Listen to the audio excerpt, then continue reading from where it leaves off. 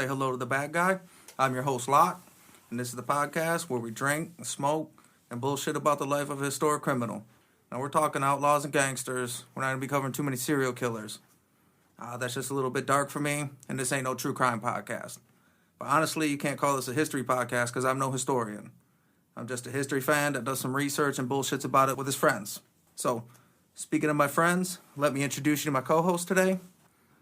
Back by popular demand, the new workhorse, my boy Tank. Yeah, how's it going, everybody? And then also with us today, longtime show contributor and host of the new North Jersey Memoirs podcast, JBone. Hey, everybody, how's it going? And super excited to be bringing you the North Jersey Shore Memoirs coming up soon to be debuted in April. Yeah, what you said, April 1st, right? Yep, it's a Wednesday. That's the episode 1 will drop. And every week after that, it's going to be like a revisit of The Sopranos. We're going to go all the way back to the beginning, go week to week, invite you guys to come watch, just experience the art that it was, you know. All right. Oh, yeah. Thanks for coming today, guys. Drink-wise, Tank, you always bring your A game with some drinks. All right, we got one from Austin Brothers up in Alpena, Michigan, and this one's called Paralyzer. It's a double IPA, 9.7 on the alcohol content. It's dry hopped, a double IPA. A little bitter, not my favorites, but I like the strong alcohol content brews, so I'd come back to it again. All right. I'm going to say that was 9.7. You got to pace yourself on that. Yeah, I always like to start off, but to be fair, I don't think any of the ones I got tonight are weak ones. They're all 6 and above. Well, we're both big guys. We put them down quick. Like, you don't realize you sit there and have a couple beers like they're Bud Lights. and then you stand up to go somewhere and all of a sudden it hits you. Oh, shit. Yeah. I'm drinking big boy beers. Mm-hmm. That's how the IPAs are designed. They're not like a slam beer. They're a sipper, if you will. The problem is I can't drink. That's what they're designed for. I still just drink everything. Like you're not designed for sipping. And Jay, you always go. I just went classic. Pretty run of the mill. It's good. A Belgian lager, Stella Artois. Well, you know, Stella, that was a craft beer before we knew what craft beers were. Right, you only had a couple choices. It was Stella or Heineken. Domestics. Yeah. Sam Adams came late, and then now your cousin's got a brewery. Yeah, every corner. Yeah. I got quickly becoming my new favorite brewery, the Grand Armory Brewing. I got this white chocolate blonde. And when I was there, I know we had the Nutter Butter ones the one time. Those peanut butter stouts were real good. But I found a barrel-aged version of those. So I'm probably about to hit this Grand Armory Brewing pretty hard. It's just like this nice little cache, treasure trove of beers I ain't never drank before to try out. Yeah, I don't think they're that bad on price, too, if I remember right. They seem to be pretty reasonable. I got to make sure we got to thank Swaino for letting us use his song for our intro music. He's a talented kid, local artist. Go to his YouTube channel and subscribe to him. You can also follow us on Instagram at Bad Guy Podcast, and the pictures that we'll look at later are available on Instagram. We also, on Instagram, you can see our new cover art. Friend of the show, Cancer. He runs a graphic design business called Eyes Bleed Defiance, which you can also find on Instagram and see a lot of his work on there. But you can see our new cover art that he did. I like it a lot. Yeah, you guys both seen it, right? Yeah, I like it, definitely. All right, well, we'll go ahead and get started. And the bad guy we're covering today is Fred Burke. This ain't negotiation time. This is Scarface, final scene, fucking bazookas under each arm. Say hello to my little friend. So Fred Burke, a.k.a. Fred Killer Burke, was born May 29th, 1893 in Mapleton, Kansas. 1893? Yeah. I like the old ones, man. Yeah. Now, when he was born, his name was Thomas A. Camp. Okay. So Way different than Fred Burke. We'll get there. But as of right now, Thomas A. Camp was born in 1893 in Mapleton, Kansas. What I love about the nickname Fred Killer Burke is it's not the killer, it's just killer, Yeah. It kind of gives it a weird, extra vicious kind of feel to it. Like our home Tom Killer Kowalski. Rest in peace. He was one of 8 children, and when he was young, he was said to have average intelligence. He was a regular Sunday school attendee. He was kind of just typical, regular, big family kid in Kansas at the time. It was mandatory in the 1800s. At 17 years old, he got involved in a land fraud scheme with a traveling salesman. Afraid of prosecution, he fled to Kansas City, where he basically took up a full-time criminal career, and he changed his name to Fred Burke. I don't know why he's out committing land fraud with the local traveling salesman, but... And what year did you say that was again? So this would have been 1910. 1910, okay. The Yes. Roaring Tens. 17. Yeah, 17 years old. 17 years old with a big scheme, baby. And started his life of crime. Like, he found a career right then and there. Like, I'm going to the big city. New York? No, Kansas. Well, you see a lot back then, though. Once you commit a crime and the law's after you, like, there was a lot of guys that just kind of, I always call it going pro. But, yeah, they get one thing early and they just decide, I'm just going to go gangster full time. I did a lot of that regular work and shit, and this was a lot easier, so this is what I'm going to do. By 1915, he moves to St. Louis, and he joins the city's top gang, which is called the Egan's Rats Gang. Anytime your gang's got rats or a gangster, just with the connotation of rat, kind of tough having rat in your gang name, but... Well, and think about that, too. Like, you're the gang. Like, I mean, don't you get to make the name, kinda? I mean, if you don't like the name that was given to you, eventually you just convince people to change it or whatever, but maybe, I imagine, in my mind, one of those guys like, yeah, the rats. Well, fuck it. We're dirty like fucking rats or something, like, just going with it. I don't know. Well, because Egan's was a guy named Tom Egan that started the game, but, so it could have been Egan's anythings. Yeah. We can't be your henchmen or your goons or your rats. The saber-toothed tigers? Nope. We're Egan's rats. Fucking be scared of them rats, boys. But they were actually... they're a pretty big gang at the time. It took the mob a little bit longer to get out west, which St. Louis and Kansas City turned into big mob towns. But early on, it was a lot of these small Irish gangs, like the Egan's Rats gang. All right. Fred Burke was tall, well-built, and honest-looking, which had them he was kind of made the front man for their forgery and fraud wing of their little operation. He was the only rat that was clean enough to go in the bank without drawing suspicion. Like, By 1917, he was close to being indicted on a forgery charge, so instead he opted to enlist in the U.S. Army, where he served as a tank sergeant in France in World War I. Okay, so basically a time in need where they're like, well, we know you're a criminal and shit, but World War I mean, you might be able to do us some good over there. Let's get it. This is trench warfare. We're not in a position to be picky. Yeah, this is like Peaky Blinders time. I don't know if you guys follow that show, but they were actually, that was based back then. And when you said timeline. When you said World War I, that's exactly what I thought of. Like, I immediately pictured the attire. I pictured them fucking digging goddamn tunnels and shit. Yeah, well, the Americans, they were the doughboys. Oh, okay. So we were unchiseled and Yeah, we were kind of the new guys. Well, it turned out America, fuck yeah. So yeah. Well, France was still France back then. They were calling us doughboys. Like, well, if 4 fucking people swam over here, they rule France, Like, everybody was fucking France up. Hey, you're calling us doughboys. In the meantime, we're going to bail you out of this, and then we'll be back in about 20 years to do it the fuck again. Yeah, and by the way, when we come back in 20 years, you guys are going to have to beg us for a little while to jump into it, because we won't be the doughboys no more. After his discharge, soon after, he ended up arrested in Michigan on a land fraud charge. And since he couldn't stay out of trouble, he did a year in Michigan on the land fraud charge. And then he still got the extra year back in Missouri on the pre-war charge. So he ended up doing them all. He did the time and went to war. Retroactively fucked him. Uncle Sam said, thanks for your service, dickhead. Oh, loopholed you. We fucking loopholed you. Didn't see that coming, did you, Killer Burke? You got more sharp on your book smarts there, killer. By 1922, he rejoined the Egan's Rats gang. He was working with a handful of other guys that had also been vets in World War I, and they started kind of exclusively working in robberies, armed robberies. Their biggest robbery at the time, they robbed a St. Louis distillery for $80,000. Oh, no shit. Right. All right, big money, right?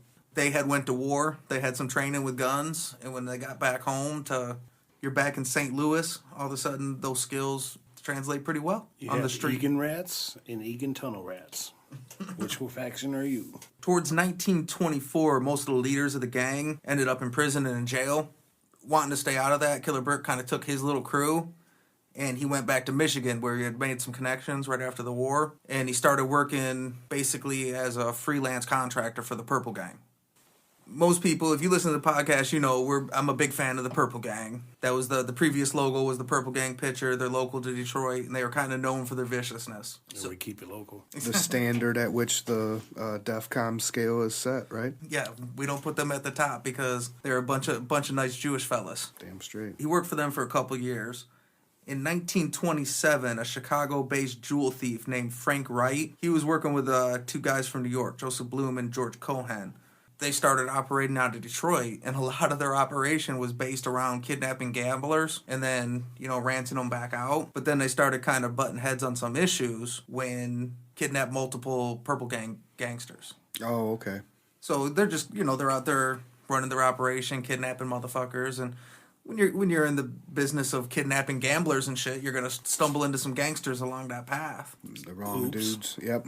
So that definitely kind of raised tensions, which escalated on February 3rd, 1927, when Frank Wright and his group killed a Purple Gang drug dealer named Jake Weinberg. In the 20s, a drug dealer to work under you was a lot bigger deal than it is now so there wasn't as many connections. Oh, okay. So if you lose, like nowadays, the drug game is basically a vacuum. You pull one person out, the next guy's just going to pop up there. It's a never-ending cycle. Back then, if you lose a guy, that could be that whole contact dries up. I see. A contact was a big deal. So you lose a drug dealer, you could lose that whole wing of your business. They killed him on February 3rd, 1927. Obviously, the Purple Gang doesn't react to this well. In order to try to get them together, the Purple Gang kidnapped a close friend of Frank Wright's named Meyer Bloomfield. And they told him that we'll hold him for ransom, but you and your whole crew need to come pick him up from the Milleflores apartment 308. Frank Wright's like, okay, we're going to show up and we're going to pick up our boy. When they showed up at apartment 308 of the Milleflores apartment at 4:30 a.m. on March 28, Wright, Bloom, and Cohen knocked on the door, and at the other end of the hallway, a door opened where three guys emptied their weapons, gunned them down, and escaped down the stairway. When the police showed up, Bloom and Cohen were both dead on arrival, and they were so riddled with bullets that the coroners couldn't count them. Damn. So were their weapons Tommy guns? There was a Tommy gun involved. So what it turns out is the three men were Fred the Killer Burke, who was using a Tommy gun, and the Siamese Twins, Abe Axler and Eddie Fletcher, who at one point were covered on an episode that was kind of lost to the ether. The Siamese Twins were big members of the Purple Gang. Okay. They were two of their big hitmen. So it was the Siamese Twins, as they were known, and Fred Killer Burke. So Fred Killer Burke had a Tommy gun, and the Siamese Twins had 1911s, which to this day is one of the predominant handguns in America. It's proof that big, heavy, and slow can still get the job done. Now, Frank Wright was shot 14 times, but he was still alive when they got there. Who's he, Tupac? He ended up dying 20 hours later, but they tried to keep him alive to try to get him to snitch on, whoever shot him. And the only quote that they were able to get out of him was he said, "I don't know who it was, but the machine gun sure worked." I fell down some stairs. They ended up pulling more than 110 bullets between the walls and the dead bodies found. All right. That happened in...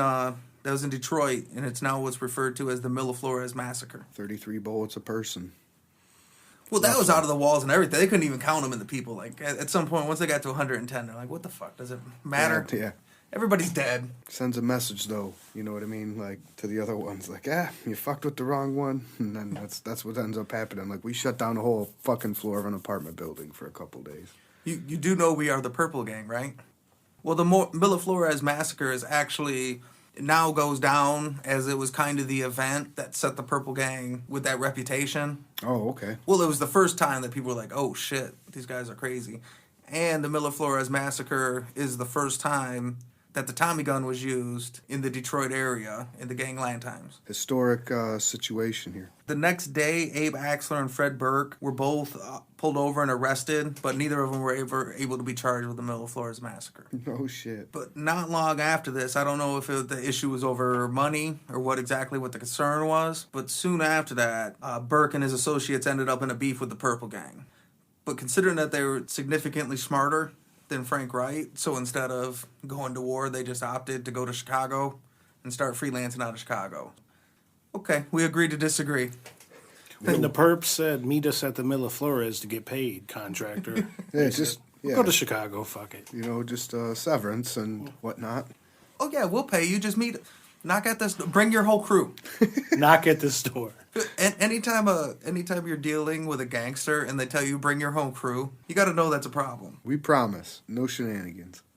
Now, when they went to Chicago, same thing. It was freelance contract work, but they were working for Al Capone, and Al Capone loved Killer Burke. So him and his crew, he called them his American boys. He was American himself, by the way. Yeah. we are talking about a man that was born in Chicago. It's like me telling you two, you guys are my best American friends. You're American, asshole. Yeah, but he was probably a first generation American. To him, he was American, but kind of on a technicality. To him, this is a bunch of big Irish guys from Kansas. Yeah, like the epitome of hillbilly at the time, right? Tank's wearing his outfit right now. Every big dude should know the comfort of bib overalls. That's for sure. Amen. So they became kind of a primary contractor for Al Capone, and they did murders and armed robberies as far east as Brooklyn, New York, as far south as Louisville, Kentucky. One of the big ones they killed in Toledo, they robbed a bank where Fred Burke killed a police officer named George Zentera. They kind of just were on a freelance robbery and hits for hire, kind of the old Midwest area. When you're dealing with Capone in the 20s, there's plenty of work to go around. Yeah. And on a side note, every time in one of these bad guy episodes, when someone kills a cop, be it the 1800s or 1980, it's near the end of the story. Obviously, this one isn't. Kudos to getting away with that one cop kill. Yep. Like Grand Theft Auto, like their star level went up to like 4 real quick, Yeah. but then back to 2 somehow, some way. He parked in the garage, got his car painted. Which is hilarious now. That was closer to a time where you could do... Like, that was closer to a thing then, right? Yeah. If they didn't actually see you. Shave and dye your hair and like, what? Well, Pictures of this guy to go from. We are talking about a man that's been going by Fred Burke for 15 years. That's his creative made-up name. You could have called yourself anything like Zarly Zalapsky, anything like weird, anything out there. That motherfucker said, Fred Burke. Like, all right, cool, shit. Maybe that's why it worked. We'll just go with the lamest name we could find. Like, everybody's going to believe that. It worked because Uncle Al was like, man, that's American as apple pie. That's my best American friend right there. That's Fred Burke. Like, no. How could he not be American as fuck? His name is Fred Burke. Al Capone, we know, his whole reign in Chicago, he had problems with the North Side Gang, which was ran by Bugs Moran. That was kind of his arch nemesis. On February 14th, 1929, 4 men, 2 dressed as cops, 2 dressed in regular kind of hats and dusters uniforms, walked into a garage owned by Bugs Moran. 7 men were lined up and murdered with 2 Tommy guns and 2 shotguns. Oh, damn. Came in like they were going to arrest some people or pull off some official shit and then just fucking gunned them down. Brilliant. Same thing, though. Back in a time where if you knew the right person, you could get some official enough uniforms, you'd be able to pull that shit off, you know? Well, and what also helped it work, what they did was they went in, the 4 of them, and then when they left, the 2 cops left with the 2 guys arrested. In custody. In A custody. classic switcheroo cop criminal, or criminal justice cop move. We've seen that on movies before, right? So if you hear all that noise, so you got these 2 Tommy guns and 2 shotguns going off, and you check to see what's out there, and you look, and you see 2 cops coming out with 2 guys, you're like, oh. That's the same thing back at the time where you could probably come on the street and be like, everything out here is okay. And everybody had to fucking believe you because, I mean, there's no cell phones, There's no fucking video cameras. There ain't no proof. It's like fucking written word and fucking taking people's, word for true and shit. So, yeah. Well, the cherry on that Sunday is they had... obviously a real police car outside. Like you said, hey, what did you do about it? I don't know. 2 cops said that they got it. Like, what am I supposed to do? Question the authority? I mean, I watched Justin in action, motherfucker. I mean, I went back to sleep and slept great that night. Like, shit was taken care of. Like, we don't got to worry about that motherfucker garage no more and shit. Well, and one of the things that a lot of witnesses said was, even some of them when that heard noise, it sounded like an air gun that they were kind of used to hearing. It was a mechanic shop. Oh, okay. So it kind of sounded like a lot of people didn't even think it sounded that out of place, really. I mean, it sounded loud, but it was an industrial area where shit was happening all the time anyways. They were always changing tires over there like they're in NASCAR or something. Yeah, fucking crazy. Out of the people murdered, 5 of them were members of the North Side Gang, and 1 was a gambler turned gang associate. Like, to me, that sounds like 5 members of the gang and 1 gambler turned gang associate. Like, 6 gang members? Yeah. Like, what the... Why does he get, like, a special designation and shit? Yeah, what the fuck are you talking about? No, Well, that qualifies for me. They only forced him into life 6 months ago. He's the new guy. Well, no, he still counts. Well, and then there was one mechanic. So the mechanic Was innocent, probably. Yeah, was probably. Well, yeah, because, I mean, you're in a fucking gang. You don't want to work on fucking cars and shit. I mean, you got to have at least somebody around to make it look legit. You are running a garage. Yeah, that's probably the best paid mechanic in the fucking city, in the area at that time, too, Charlie, there's a lot of blood in the back seat. I want you to wipe it down. Wipe it down real good. Just run the air gun every so often, okay?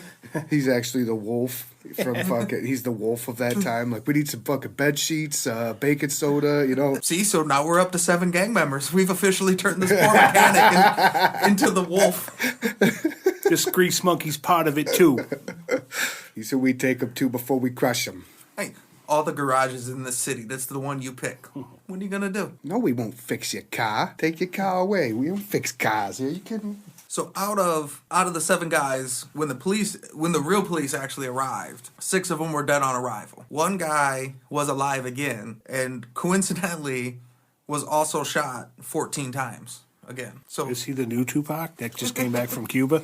He's more bullets than man by now and shit. Hey, did the other guys that were dead on arrival, did they have too many body bullet holes to count? well, that event is now it's known as the St. Valentine's Day Massacre. So that was, there was whole guys that had their whole heads shot off. You had at close range, the St. Valentine's Day Massacre was at close range 2 Tommy guns and 2 shotguns. Oh, it's like faces of death shit. Yeah, it's dark. They tore them up. So we don't have a bullet count. I think not after the Miller Flores massacre, they were like, "What's with the bullet counting?" Well, if there's only a half a head on a corpse, what's the point? We got the cause of death. Many bullets. Yes. The guy that was found alive, he was shot 14 times. His name was Frank Gusenberg, who was also a pretty big hitman at the time, but he was one of Bugs Moran's guys. And he was a German hitman, which at the time, there was a lot of Italian mobsters, Jewish mobsters. Irish. You didn't have a lot of Germans, so that was kind of a oddball for... Not a lot of Krauts. No. But when he was found alive, same thing. They tried to keep him alive to get him to give some information. You know what he told the cops? Fuck you. Put That's who shot me. Fuck you. Put 15 in me. He told the cops that no one shot him. That's what he said. It's a fig Newton of your imagination. Like, Think these are bullet holes? I showed up with these. It was a workplace accident. Like my cousin at the Flores Hotel said, I fell down some stairs. After the St. Valentine's Day Massacre, that was kind of the end of the romantic era of gangster times. Like, up until then... How ironic on Valentine's Day. It just ended the romantic era. I never thought of that, but that's true. Damn. Remember the quarter nickel novels and stuff like that? No, America, it was a part of that era's Americana. Like, you loved the gangster in the way that they were just fighting the man with you. They were the working man. They were doing mob shit, but vice-wise. Alcohol, when Big Brother said you couldn't have none. Hot and cold running pussy because they ran, them vices, like prostitution. You know what I mean? It wasn't really like nowadays the mob doing their credit card fraud and their heroin importing and all. Like, you could be against them, but back then they were just as blue collar as your Ford workers or your... It was a lot more providing services that people want. Like you said, prostitution, gambling. I want to gamble. I want to go play the numbers. Shylocking. I don't want. You could buy a house for $5,000 back then. Get it from Fat Tony. You owe him $8,000 back, and he'll break your knee if you don't give it to him. But the bank ain't gonna give it to you. Fuck, go get it from him. You know? Yeah. It's not any different from now. Like the separation between the have and the have-nots was a big one. And like the rich and the poor. It was a big divide, just like now. That kind of ended. Like I said, it used to be like, oh, Jesse James is the shit. Oh, Al Capone, these Robin Hood gangsters. And after the St. Valentine's Day Massacre, that was like a kind of hit everybody in the face. Like, oh, this is fucking... They're like Freddy Krueger and Michael Myers. They ain't got their alarm clock set for 6 a.m. They're fucking... This was like 3 days ago when they went from, the flu to fucking shut your shit down. Like, we're scared of this now. But if it is like that prophecy type aspect, like it is end of days, like he said, our fans need to know about Fred Killer Burke. Like, we're not gonna fucking let you go meet your maker or whatever happens at that point, like, without knowing this story. Don't trust it, guys. Download it so you'll have it when the cell towers are off, and that way you can listen to it. And did we mention Instagram? Look at our shit on there. Well, I mean, the man brought the fucking Tommy gun to Detroit. This Right. this has to be discussed, okay? This is important to me. Henry So- Ford brought the automobile assembly line, and Fred Killer Burke brought the Thompson gun. That was that era from 1910 to... Pioneers. I mean, I guess some other shit happened, the Roaring Twenties or whatever, but mostly the Purple Gang, Killer Burke, and Ford. But yeah, so that brought everything to light that, okay, we need to wrap this shit up. Like, this gangster shit ain't cute. And they put on big pressure. And they had arrests from up and down the coast, like looking for suspects. It was one of the original big-time manhunts. It wasn't long after that Capone actually got caught. Well, you hit it on the head when you said the romanticism with the gangster. It totally switched when we wanted to get rid of it as like a societal thing, as society. Elliot Ness and all the fugitive type shows were coming out where the cop was the good guy again. Like, Yeah. we don't love our gangsters. Get them, Elliot. Like, they're not untouchable. It's the exact progression. All of a sudden it goes from fucking old gangster shit to film noir. Now all of a sudden, the Humphrey dark Bogart's the detective. detective. Hey, come here. You see these bums? These Egan rats around here? Better start spewing now. Tell me where they were. Fucking come over there and rat your fucking head in with a ratchet. Which is the exact same accent he was doing a gangster with two years prior to I'm going to that. pump you full of lead, fuckface. All right, so what we're going to do is we're going to go ahead and we're going to take a quick smoke break, refill our drinks, and we'll be back in a little bit.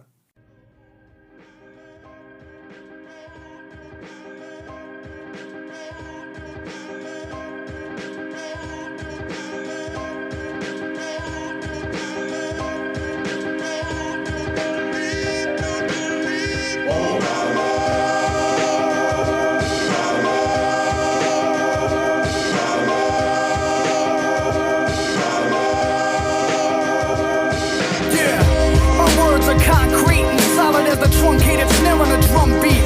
Solid as the sound of gun claps in the cross streets. We puffin' on the smoke of genocide and we all chief. More solid than Nostradamus' ominous forecast. I'm spitting in all caps, you listening all fast. I'm talking about airstrikes, ranks, mines, missiles, tanks, kids in bandanas and masks, waving pistols and max. We'll overthrow the government one day. Matter of fact, grab a gun, we'll see you next Sunday. I'm the antithesis of conformity. I can weather the storm like the beach in Normandy. I'ma ring the alarm like my blood is thicker than boat rope, thicker than a brick, put the game in a chokehold, thicker than the water under refugees' hope floats. I'm thicker than the cake in the Dominicans' coke notes. Yeah, my soul is darker than warfare and heavy as the chassis on a 62 Corvair. Slipping through the cracks, you know the system ain't all fair. I had to steal a 50 just to get me some bus fare. I'm out of here.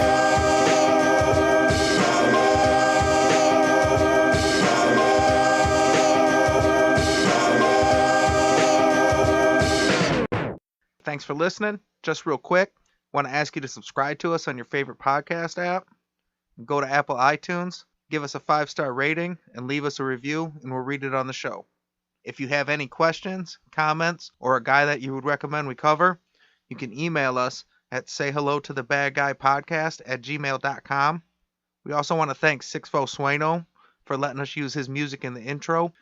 You can subscribe to him on YouTube, and also a friend of the show, Cancer. He's got an art, photography, and graphic design page at Eyes Bleed Defiance on Instagram. You can see a lot of his work, including our cover art, which he designed. And he also performed the mid-show song, Blood, from his album, Grenades, Pistols, and Rape Whistles.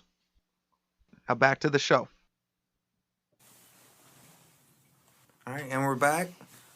Now, Tank, you said you tried that tiramisu stout, right? Yep. That You was like the that? second one I cracked, and I'm getting ready to jump into a Boss Tweed next. So that one's gone thumbs up across the board. Oh, I think, man. on the podcast. So. That was a delicious brew. The tiramisu stout, Ellison Brewing Company, and man, hit that one on the head. I mean, it actually does kind of taste a little bit like tiramisu. Yeah, so I think that go like a straight hit across the board, like everybody. Now, when we left off, St. Valentine's Day Massacre kind of ended like I said, the romantic era of gangsterdom as we know it. And all these guys kind of went on the run. You know, not long after that, a couple of years later, Capone ended up getting busted on tax evasion. But there was a lot of heavy pressure on Fred Burke. Now, no charges were ever filed, and they made a bunch of arrests. but Fred Burke was always kind of the number one suspect in the St. Valentine's Day Massacre. Because of his middle name. Because when you're Killer Burke, you're the first guy people... Hey, a bunch of people got killed. You're the machine gun guy. That's your thing, right? A funny thing, he wasn't only the first guy to bring the Tommy gun to Detroit. He was the first guy when cops started asking what your alias was, because for a while they're like, wait, we've just been letting this motherfucker run around called Killer? Like, well, yeah, he's the fucking prime suspect. Ask everybody from now on what their alias is, because if we're going to let another Tom Killer Jones fucking slide underneath our nose, then...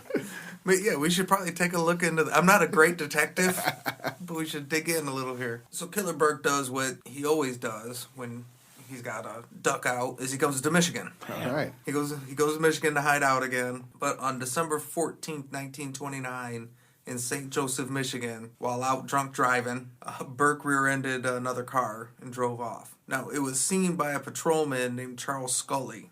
Oh, man, bad luck. How many patrolmen, in St. Joseph, Michigan? In 1929. Yeah, you figured, this motherfucker's been getting away with murders and shit. Don't tell me this is going to be the one to do them in. Well, 1929, there's not many cars anywhere, let alone one to rear end and a cop to see it. Yep. Officer Skeeter Scully seen it. Like, thanks, This is what bro. I've been waiting for, boys. Some action. I've been sitting here in St. Joseph, Michigan, with no action. Barney Fife style, got one bullet up here in his pocket. Like, oh, let's get him. Let's get him. Oh, he rear-ended that guy. I'm in pursuit. Here we go. Hope you're insured, asshole. Officer Charles Skelly pursues him, and at some point he ends up running him off the road. Was he, you don't specify, was he off duty? Like he runs him No, down in his own personal truck? No, he was in his cop car. Okay, So, okay. I believe, what it said is... I didn't realize that in 1928, the pit maneuver was a thing, but go ahead. He runs him off the road. Yeah, but Fuck. he was ahead of it. He invented. That's The first time the pit maneuver was used, Another first for Killer. fuck. That's what I was thinking too. Killer's probably fucking running from the cop. This motherfucker's trying to pit maneuver me. I just rear-ended him, man. Fuck. I can't get away with that. Charles Skelly. There's one for the good guy. He's a good guy podcast. He invented the pit maneuver for you. At one point, as Fred Burke's trying to drive off, Charles Skelly ends up on his running boards. Dude. Oh man, this gets Is this better. the Scully from X-Files? This dude is persistent. He's like that one. He's like the cop who's like, I've been training for this shit my whole life. He's probably 0% body fat. Fuck you, he's from Terminator. He's metal and Yeah. shit. Clink. He's fucking on his bumper. A Fred Killer Burke? Yeah. Country You just ran him off the strong-ass road and what? fucking You're immediately you're rigs. You're fucking out the hear me? I fucking said ride. pull over. And I need to know about that. How did you get from your cruiser to on his running Yeah. boat? This is some speed fucking Hollywood. I'm picturing Dukes of Hazzard over the hood. I feel like he had to slide over that hood and try and fucking jump on his running boards. Don't get me wrong. The cars were definitely different. This is, we're still in the 20s, you said. So, Yeah, don't get me wrong. 1929. These are different cars. It's not like they're all doing 150 miles an hour. But, they're still probably getting up to pretty decent speeds. And Okay, this but is- police in the 20s, police actions in their pursuits were different. Not many of them were they didn't see movies, so they Yeah. weren't in the 28 jumping out That's get what on I'm this saying. motherfucker's bumper, get the fuck out. Oh, yeah. I guess that made it sound like it wasn't no. You didn't hear me say fucking pull over? That's what For I was real? thinking. Killer Burke will fucking kill you on a Tuesday, He's bro. look, man, what? this is the only action I've had in St. Joseph in a minute, and I'm not letting you get away with that shit. There's one stop sign on this dirt road. You ran that dude off the. I want to fucking give somebody a ticket. You had plenty of room, asshole. This ticket book's been full for 4 years, dickhead. It was the day of it. That's what he'd been waiting for. It was Can't action. pull the Amish over in their horse and buggies. So Killer Burke ends up shooting him 3 times and kills him. Oh, and drives off. Hey, second cop though for Killer Burke. Most, got- most guys don't get in the life of any gangster, even off of the show. When you kill a cop, a judge, something like that, it's usually the instant he got away with the other one way in the beginning of the story, and like you're gonna go Kind of a ahead, group but shit, like, but this one he's by himself maybe, and but I mean cops had pistols back then. I hope, right? Like I mean, just bad shot maybe. well, I if guess he's I'm topping kind of out at 45 miles an hour, and you're on his running board. Like your accuracy might be like shit. I can't reach for my shit. Like I'm sorry, I was kind of rooting for him at this point, like because this motherfucker was on his running board, dude. Like I'm rooting for this guy. Charles Skelly, the action movie. Yeah, I man. mean, like, wait, can we gonna do an episode about him? We can't because this was his only action. Oh shit! So they put on a full scale manhunt. The car was found wrecked and abandoned, and it was registered to a man named Fred Dane. Fred Killer Dane. They ended up finding Fred Dane's bungalow, and they found a bulletproof vest, 2 Tommy guns, 2 shotguns, a box of pistols. It said a box. Like I don't even know what that means. Like just a whole box of them. What the fuck? That's Them more than a shit- couple. Put this in a shitty pistol box. He had 1,000 rounds of ammunition and $320,000 in bonds that were stolen from a Wisconsin bank. Oh, okay. So was Fred Dane Fred Burke? So so they found his car. It was Fred Burke, but he kills this cop and bounces out, and they find his car. Then they find his house, and they find everything. And it's him, but now he's living in St. Joseph as Fred Dane. You got to change the first name. When you were Jasper Jenkins, you said, hey, I could call myself anything in the world, but I'll go Fred Burke.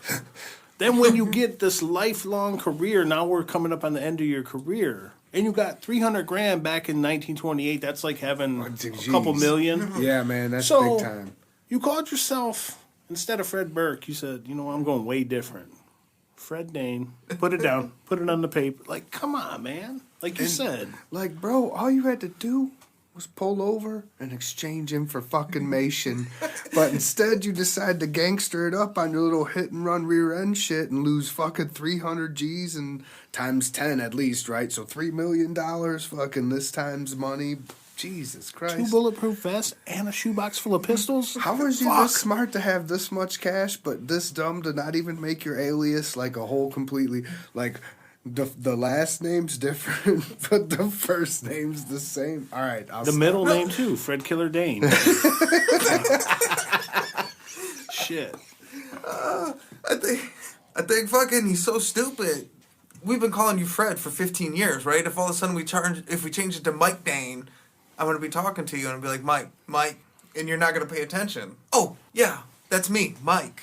You know, like, Your Tommy gun work, I'd call myself Thompson S. Got him. Fuck him. Like, Fred Dane. Another name you picked. You could have picked anything in the world. well, his first name was Tom, right? Yeah. Thomas A. Camp. So, yeah, Tommy Thompson. Your real name was better than the name you made up. Like, Yeah. Yeah. And it was your weapon of choice. He was destined to become a fucking Tommy gun guy. His name was Tom Camp. Both the Tommy guns that they found were both used in the St. Valentine's Day Massacre, and one was used in the killing of New York mob boss Frankie Yale. No shit. I'm sorry. I'm not a big time gun guy, fella, but you said they knew that. I'm trying to figure out how. So, like, ballistics were a thing back then? Yeah. Oh, okay. All right. Well, was one used in the Milleflores thing as well? It doesn't say. I don't know that they have ballistics on the Milleflores one, So that part of the case is still cold? or might could work on that. That might have been his original. That was his old Tommy gun, his first back in the day. That's the one in the violin case, fool. Those guns today are still had by the Michigan State Police in the county of Barringer. At this point, Fred Burke was on the FBI's 10 most wanted list. So now that they had all of his information, they started to dig into his background. And they found all his other like aliases and stash houses and shit. And he was found to have been living under aliases Fred Dean, Fred Campbell, Theodore Cameron was the other. Wow, because Fred Dean and Fred Dane are way so different. Like, But, you know, I've seen this pattern, though. I've watched other, you know, biographies and stuff of criminals. It seems like the aliases never are mixed up enough for me, man. It's almost like I can remember all my hustles, but I don't want to have to remember changing my fucking name from Fred to Michael. It's like Fred Dane, Fred this, Fred that, Big Bobby, Little Bobby, Little Bobby, Bobby Jr. Like, wait, no, man. Like, change this shit up a little bit. Like, Well, and you see, even when he changed it up, he changed it Theodore. to Theodore Cameron. That's still his original name was Thomas Camp. So that's still like the same initials. Yeah. So even when he tried to switch it up, like he always kept his name kind of the same. He fled to rural North Missouri. I thought you were going to say rural North Michigan. Like, goddamn. No, well, obviously He's in Traverse City. That's not rural, asshole. That's like a big city up north. he finally settled on the nickname Richard F. White. Okay. There we go. Dick White. All right. Got away from the Fred nickname, got away from the initials. Yeah, went with Dick White. Don't be a Richard. So in 1930, he ends up marrying a lady named Bonnie Porter, and he moves to Green City, Missouri. Bonnie Porter always thought he was a traveling businessman. And He was. And he would travel and rob banks. At that point, that was enough information. Like, what would specifically do? I'm a businessman. I'm a banker. And that was it, because if you were bringing in the cash, she wouldn't have to know. Yeah.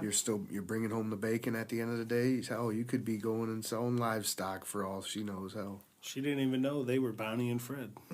And I'm sorry, what year did you say that was again? 1930. Okay, 1930. So he's 37. Yeah. Man, he had a busy couple years there. Not couple. Fucking decade and shit. Well, but the anyway. Prohibition. I mean, it was The whole 20s. it was war era. Yep. You know, it's the World War II of gangsterdom. On March 26, 1931, a guy from Green City read a True Detective magazine and recognized Fred Burke as a guy that he knew from his neighborhood named Richard White. He called the authorities and they checked him out, and he was arrested without incident at his father-in-law's house. And see, that's interesting that you said that, because back then, I mean, like now you have social networking and stuff like that was social networking back then. So it's interesting that that's how it ended up. And that's the second time he's been arrested. Yeah, he had got like a couple shitty little things earlier. All Yeah, right, yeah. all right. Back in I don't have after my he got out notepad. the army and shit. I don't have my notepad, so I'm not able to keep Yeah, but score. he had a long career. Earned the name Killer. Good on the machine gun. Killed 2 cops. Got away with all that shit. St. Valentine's Day Massacre a part of. Got away with all that shit. And some jackass reading a fucking NCIS book. Fucking, that's how you got caught. Like, not even a wanted poster, like, in the town. Like, the irony of it. Like, Nadine, look. He looks just like Fred Dane. I'm going to tell the authorities. Cletus, you can't even read. What are you doing with that book? Like... I was gonna say he might have just chilled, but he was still out robbing banks. It was only a matter of time till you find yourself in another massacre. How long would it have been if he didn't get caught up that way, like before another cop's on his fucking running board?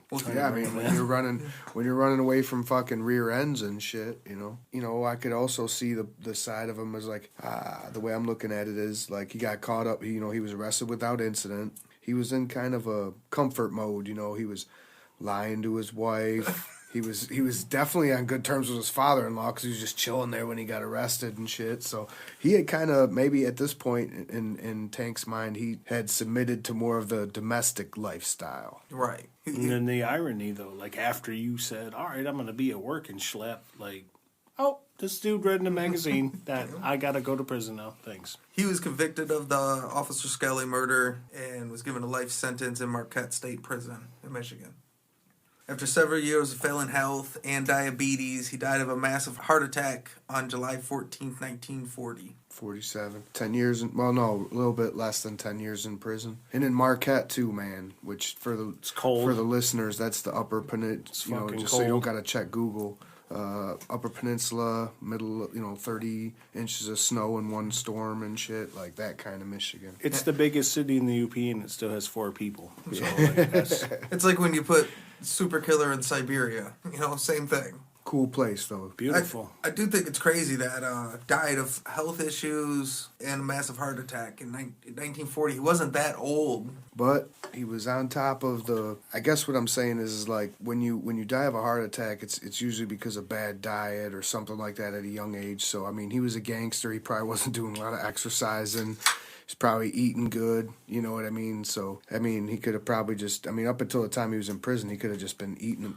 Eating whatever the fuck he wanted, and I don't know. You seen Goodfellas. He could have been in his cell, like, fry me up some sausage. Come on. Huh? Right. You know what? I didn't want to, cellmate, but I'm going to go ahead. Fry me up that third steak. I'm going in. Got nothing to do but eating here. All right, that's the story of Fred Killer Burke. And Fred Dane and Fred Dew. So say good night to the bad guy. Go on. The last time you're gonna see a bad guy like this again, let me tell you. So, new segment we're doing. You're starting to see a lot of times as you do these research, the guys are starting to bleed into each other's stories. And there's always all these interesting guys. So, out of the Fred Burke story, if we were going to pick somebody else besides Fred Burke that we were going to cover, who do you think would be a good guy to cover from the story? You want to go first, Tank, or? If you're ready and you I got one on deck. All The right. Siamese Twins. Yes, and on the Massacre that brought the Tommy gun to Detroit, and the Purple Gang is always close to home. That sounds good, man. I'm going to go with the Siamese Twins. The Twins, the tough part is we typically cover one guy, and it's tough if you pick Eddie Fletcher or Abe Axler.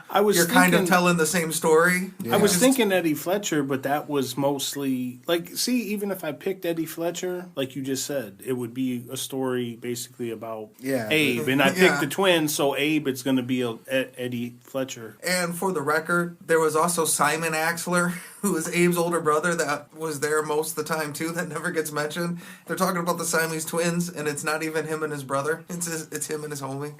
So I thought another guy that I thought would be good would be Frank Gusenberg. You know how you make it as a German hitman when that's not a thing that's even Oh, going yeah. on. Marlon Brando could have played him if he was still alive. Like, Well, I think that's one of the most when you're shot 14 times and dying, and when they say, who shot you? And you said, no one shot me. No one, yeah.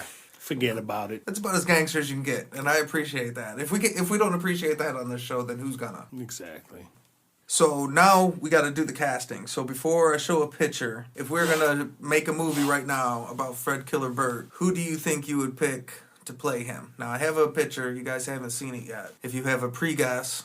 Off of his info, being a big corn-fed big guy from Kansas, and then Al Capone says he's like my big American friend. I'm going to say back then, though, because they had that kind of like him, that chiseled face look. Like, he's not a big actor, but John Cena. John Cena? He's not as big. I'm not thinking he's as physically big, but I'm thinking a big guy with a... Yeah, he's got that corn-fed white face. That stone face. Look at that. That looks like somebody chiseled it. I know that's the photography of back then, but like... We're looking for a tall, rough Missouri guy. John Cena could do that.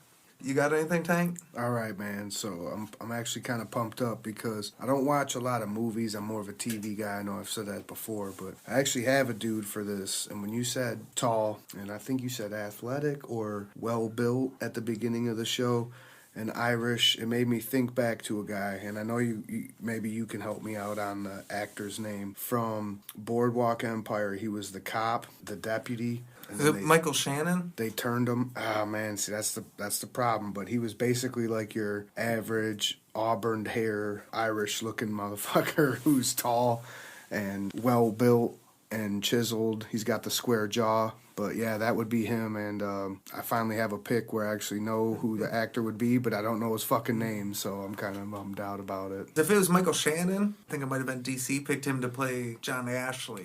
And I believe that you're correct there, because I was going to say, I forgot who picked him before, but somebody has also mentioned him, but it's just I'm such a bad... call when it comes to cast members on shows and remembering actors' names that it sucks, man. Here's the picture of Fred Killer Burke. Oh my Oh, God. I was way off. So was... That's... Hitler ass looking. Yeah. Fucking A. Buscemi more in line, huh? You know the Just guy for the that face? says from commercial fame, don't squeeze the Charmin? That's who the fuck that is. Like, that's Fred Killer Burke? It's not how he looks. The worst part is how crooked that mustache is. Yeah. Like, where'd his other half of his lip go? They don't have scissors in 1928? Yeah, that was off. I mean, and even for Tank standards, that was a crooked ass mustache trim. But right there, that's the dude that's Mr. Adams family. I forget his name, but... In this other picture we got, we could see that even while arrested, he's got like a cigar and a fedora and some nice shoes and shit. My guy, I would cast Vince Vaughn. Yeah. You were right. Crooked It's ass Michael mustache. Shannon. Sorry, it was Michael Shannon. So now I'll know when I pick him again. My bad. Well, we tend to do that. Like, okay, so anytime it's a little crazy guy, I always think Ben Foster. You know, I'll pick him every time. Christian Bale, Tom Hardy, you could pick them for any guy. So if the gangster happened to be real good looking, like Channing Tatum's been picked like 4 times on these, like... So yeah, I thought Vince Vaughn. He's tall. He could play fast talking, but you could see him fucking shooting a dude. He could play a little bit darker too. Yeah. So now we got to do the DEFCON scale. Now the standard DEFCON scale is 5 to 1. 5 being the lowest, 1 being the highest. On the Bad Guy podcast, nobody's a good guy. So 5 is Lee Murray, your crack dealing, kidnapping, bank robber. And 1 is the Purple Gang, who has multiple massacres and gang wars, and they kill cops on the street. So on a list of Lee Murray to the Purple Gang, where would you rate Fred Killer Burke? 1+. He's part of the St. Valentine's Day Massacre. It's kind of unfair to everybody coming after me, but like, how would you not he's a part of the mess. He's part of our DEFCON scale, like, not just in name, like. Yeah. He ran his whole career, earned the name Killer, Fred Killer Burke. Yeah. He made up the Fred Burke part, but earned the Killer. Part of that name was earned. Killed 2 cops. Pretty much got away with, if that dude didn't read the magazine at the worst possible time in his life, would have got away with killing 2 cops. Like, kind of was going off into the sunset to retire, but had a killer career. All right, what do you think, Tank? Man, I agree. When you're rear-ending a motherfucker and you could just drive away after that, but instead you choose to run and then kill a cop after, that's a 1. The St. Valentine's Day Massacre, that's a 1. I mean, and he's polarizing to me because he wasn't smart enough with the aliases and being able to hide his bonds and shit, like maybe under fucking ground or in some goddamn floorboards or somewhere where somebody's not gonna fucking yeah, but he was smart enough to like outsmart the guys in Detroit and use the fucking Tommy guns to pump fucking hundreds of bullets into people. So, but yeah, either way, he's a 1.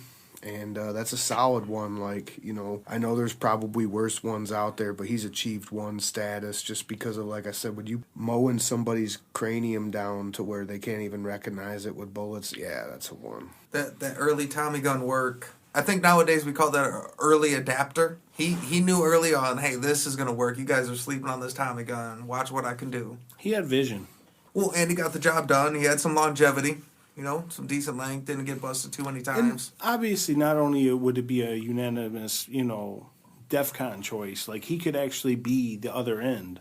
We're local with, like, local artist Sueno doing the song, local craft brews, local, like, eat better made and, like, drink Faygo, like, local shit. We go to the Purple Gang in the DEFCON because they're Detroit people. Like, it could be on a scale from Lee Murray to Fred Killer Burke, you know, definitely. Yeah. Like, that's how much he fits that part of the DEFCON. Yeah, you could take him. You could put from Lee Murray to the Twins. Yeah, it's interchangeable. And he's like an all-star in that world, though. Like, he's worked for the Purple Gang, worked for Capone, worked for, you know what I mean? Yeah. He gets a unanimous DEFCON 1. All right, flush the bombers, get the subs in launch mode. We are at DEFCON 1. He's good at what he does. Now we're going to do some listener feedback. If you go and rate us and review us on iTunes, we want 5-star ratings, and you leave a review, we read it online. If you email us at sayhellotothabadguypodcast@gmail.com, we'll read that online too. But yeah, if you have a question, a comment, someone that you want us to cover, you can send us an email. Our first 5-star review today is from 5 Paparazzi. It says, story time. I love a good story, beer, history, and great friends. This podcast is all of the above. Locke, you are doing a great job. You really have something special. Nothing else like this. Wow, man, that's awesome. Yeah, Thanks cool. a lot. It's nice to be appreciated, you know, somebody's listening. Definitely. We appreciate it. I feel like that's what we're going for, you know, like history, kind of. I looked it up. It's a thing, but... Yeah, this guy exists, but we're no historians. Yeah. Yeah, and I was going to say, I said we, but I've only been on 3 times, man. It's your shit, but... It's all our shit. Our other 5-star review we got today is from Gangsta Mommy FL. Fair to assume female, that? I'm assuming. All or right. whatever. But I'm not going to assume. Whatever. I dig that. Gangsta Mommy FL, either way. Best podcast I ever subscribed to. Funny as hell. I love what you're doing. Easy listening. Feel like I'm part of the conversation. Thanks for this. That's cool, That's man. pleasant. Thank you. Gangsta Mommy, we feel the same way. And I'm assuming FL is Florida. We have a big listener base in Florida, which is also where John Ashley's from. So We did our own Pirates of the Caribbean, so... Tom Brady heading to Florida. Right? Tampa Bay. Yeah. Florida's the spot. Hey man, I'm looking for. You know what? Sorry. Side note, sports related. I know this doesn't matter, but I told a coworker I thought Tom Brady was going to go NFC because then that way, in his eyes, he's going to make it back to the Super Bowl. Maybe the Patriots will be there. So, anyways. But then he went to Tampa Bay, so making it to the. Well, that's what's going to be tough. But if should have went to the Cowboys. But that's if you two can receivers, do it, man. But if you Good can do defense. it, you be the fucking man, though, right? That's the way to prove it, right? You would way be the man because Or it's he you. could just get and hurt and say fuck all it. the nobodies around you. Creamsicles, baby. Tampa Bay. All right, today we got our first listener email to Lock and Crew. Love the podcast, guys. Episode 4 on Tommy Karate is the best one so far. Hearing someone outside of Brooklyn breaking down L&B Spumani Gardens bought some instant credibility. Thanks for making the work commute fly by. Keep up the good work. Loyal fan, Spumani Jones. That's the. Thank you, Spumani. We've heard from Spumani before, Right. and before I started listening with my wife, I used it on the commute too, and it was like it felt like 5 minutes. So I'm with you, Spumani. I haven't been to New York often, but I have been on that Brooklyn train, and yes, that is a commute, so I can imagine. Well, and it's kind of fitting because we did do the Tommy Karate episode at this studio, Yeah, and even though JBone wasn't on that episode, you did go to Spumani Spumani. Gardens with me when we were in Brooklyn. Yeah.